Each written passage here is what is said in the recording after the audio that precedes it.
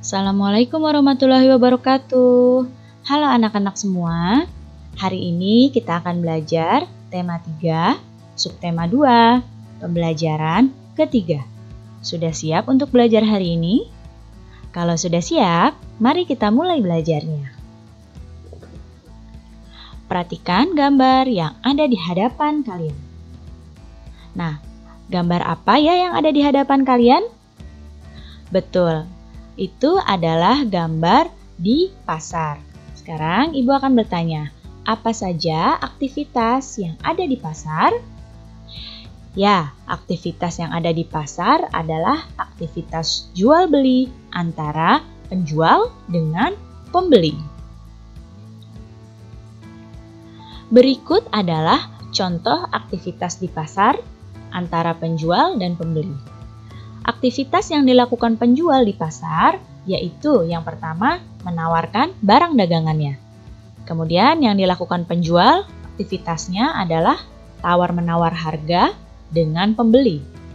Dan juga aktivitas yang dilakukan penjual tentu saja menjual barang. Dan aktivitas yang dilakukan oleh pembeli di pasar adalah memilih barang yang akan dibeli, kemudian tawar-menawar harga dengan penjual, membeli barang, dan melakukan pembayaran barang.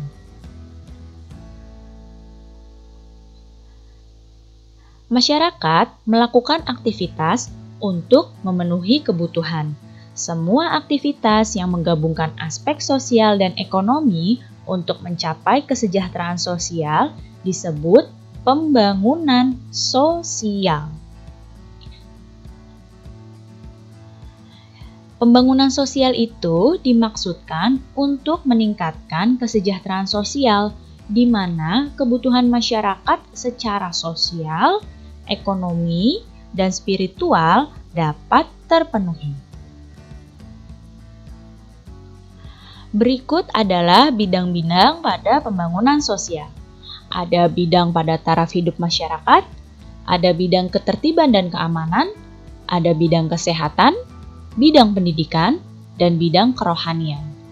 Pada taraf hidup masyarakat, itu contohnya pembangunannya dengan pelatihan tenaga kerja, penyuluhan kewirausahaan, dan pembukaan lapangan pekerjaan.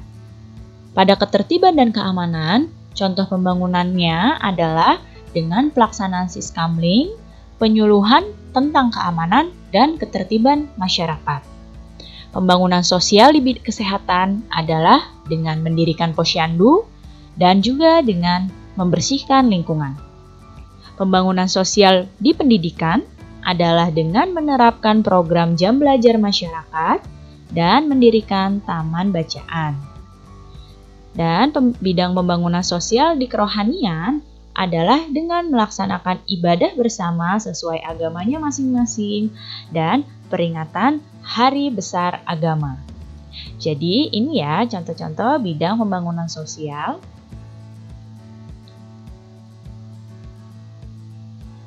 Nah, masyarakat Indonesia itu terdiri atas beragam suku bangsa.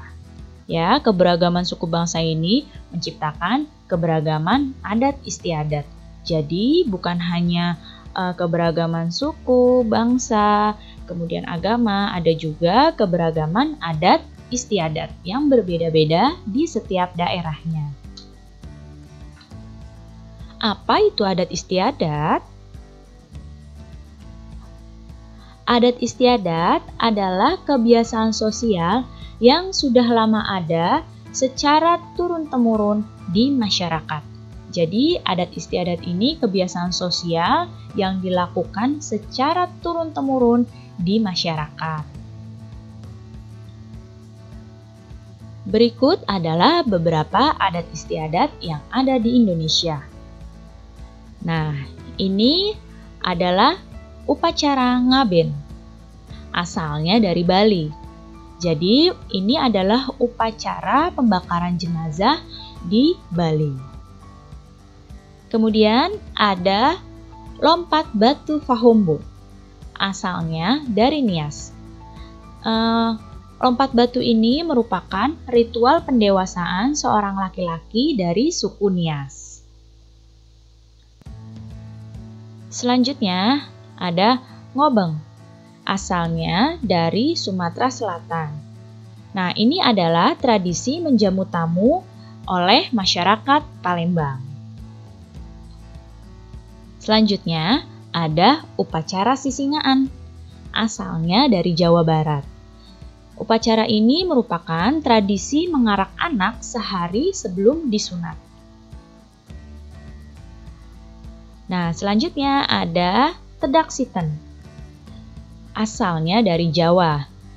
Merupakan upacara pada saat pertama kali seorang anak belajar menginjakkan kaki ke tanah. Dan yang ini adalah kebo-keboan, asalnya dari Banyuwangi.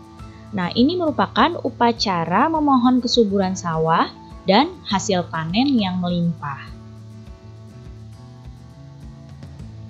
Adat istiadat tersebut menggambarkan keragaman suku dan budaya di Indonesia.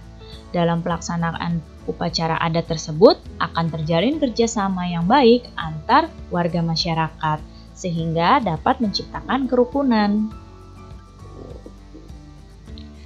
Nah, sekarang perhatikan iklan berikut ini. Nah, di sini ada iklan dengan kalimat hidup rukun, cermin budaya bangsa Indonesia. Sekarang Ibu tanya, ini termasuk iklan media cetak atau media elektronik ya? Ya, ini termasuk iklan media cetak. Nah, sekarang kita akan membahas perbedaan antara iklan media cetak dengan iklan media elektronik. Berikut perbedaannya. Pada iklan media cetak, iklannya ini disampaikan secara tertulis. Kalau iklan media elektronik, iklannya disampaikan secara lisan, melalui suara atau video. Iklan media cetak, iklannya dapat dibaca kapan saja. Kalau iklan media elektronik, iklan hanya ditampilkan dalam waktu yang singkat. Kemudian, pada iklan media cetak, bahasa yang digunakan adalah bahasa yang formal. Sedangkan pada iklan media elektronik, bahasa yang digunakan bisa bahasa yang formal maupun non-formal. Nah, walaupun terdapat beberapa perbedaan, kedua jenis iklan tersebut memiliki persamaan, yaitu sama-sama dibuat untuk meyakinkan dan memengaruhi pembaca atau pendengarnya. Baik anak-anak, cukup sekian ya penjelasan Ibu kali ini. Mudah-mudahan kalian dapat paham dan mengerti. Terima kasih anak-anak semua. Sampai jumpa lagi. Wassalamualaikum warahmatullahi wabarakatuh.